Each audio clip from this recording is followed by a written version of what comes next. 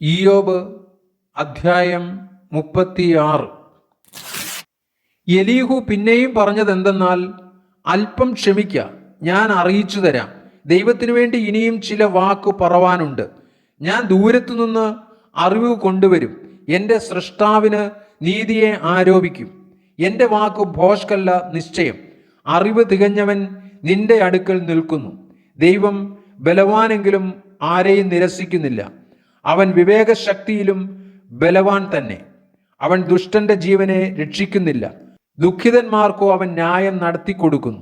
അവൻ നീതിമാന്മാരിൽ നിന്ന് തൻ്റെ കടാക്ഷം മാറ്റുന്നില്ല. രാജാക്കന്മാരോടുകൂടെ അവരെ സിംഹാസനത്തിൽ ഇരുത്തുന്നു. അവർ എന്നേക്കും ഉയർന്നിരിക്കുന്നു. അവർ ചങ്ങലകളാൽ ബന്ധിക്കപ്പെട്ട് കഷ്ടതയുടെ പാശങ്ങളാൽ പിടിക്കപ്പെട്ടാൽ അവൻ അവർക്ക് അവരുടെ പ്രവൃത്തിയും അഹങ്കരിച്ചു പോയ ലംഘനങ്ങളും കാണിച്ചു കൊടുക്കും.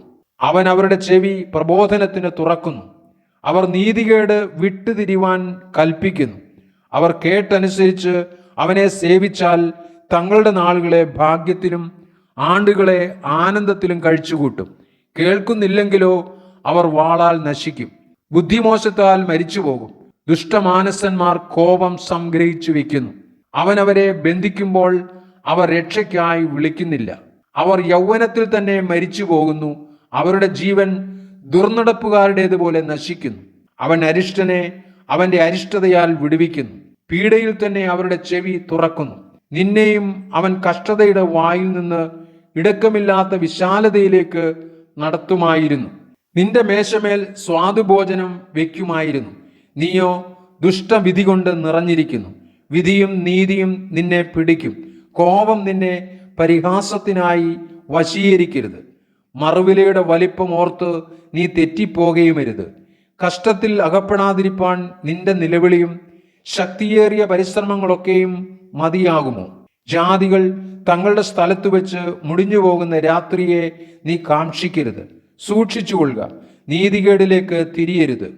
അതല്ലോ നീ അരിഷ്ടതയേക്കാൾ ഇച്ഛിക്കുന്നത്. ദൈവം തൻ്റെ ശക്തിയാൽ ഉന്നതമായി പ്രവർത്തിക്കുന്നു. അവന് തുല്യനായ ഉപദേശകൻ ആരുള്ളൂ? അവനോട് അവന്റെ വഴിയെ കൽപ്പിച്ചതാർ? നീ നീതികേട് ചെയ്തു എന്ന് അവനോട് ആർക്കു പറയാം?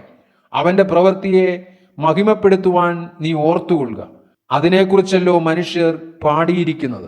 മനുഷ്യരൊക്കെയും അത് കണ്ട് രസിക്കുന്നു.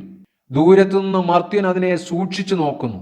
നമുക്ക് അറിഞ്ഞുകൂടാതെ വണ്ണം ദൈവം അത്യുന്നതൻ. അവന്റെ ആണ്ടുകളുടെ സംഖ്യ ആരാഞ്ഞുകൂടാത്തത്. അവൻ നീർത്തുള്ളികളെ ആകർഷിക്കുന്നു. അവന്റെ ആവിയാൽ അവ മഴയായി പെയ്യുന്നു. മേഘങ്ങൾ അവയെ ചൊരിയുന്നു. മനുഷ്യരുടെ മേൽ ധാരാളമായി പൊഴിക്കുന്നു. ആർക്കെങ്കിലും മേഘങ്ങളുടെ വിരിവുകളെയും അവന്റെ കൂടാരത്തിന്റെ മുഴക്കത്തെയും ഗ്രഹിക്കാമോ? അവൻ തന്റെ ചുറ്റും പ്രകാശം വിരിക്കുന്നു. സമുദ്രത്തിന്റെ അടിയെ മൂടുന്നു. ഇവയാൽ അവൻ ജാതികളെ ന്യായം വിധിക്കുന്നു. ആഹാരവും ധാരാളമായി കൊടുക്കുന്നു. അവൻ മിന്നൽ കൊണ്ട് തൃക്കൈ നിറയ്ക്കുന്നു. പ്രതിയോഗിയുടെ നേരെ അതിനെ നിയോഗിക്കുന്നു. അതിൻ്റെ മുഴക്കം അവനെയും കന്നുകാലികൾ എഴുന്നള്ളുന്നവനെയും കുറിച്ച് അറിവ് തരുന്നു.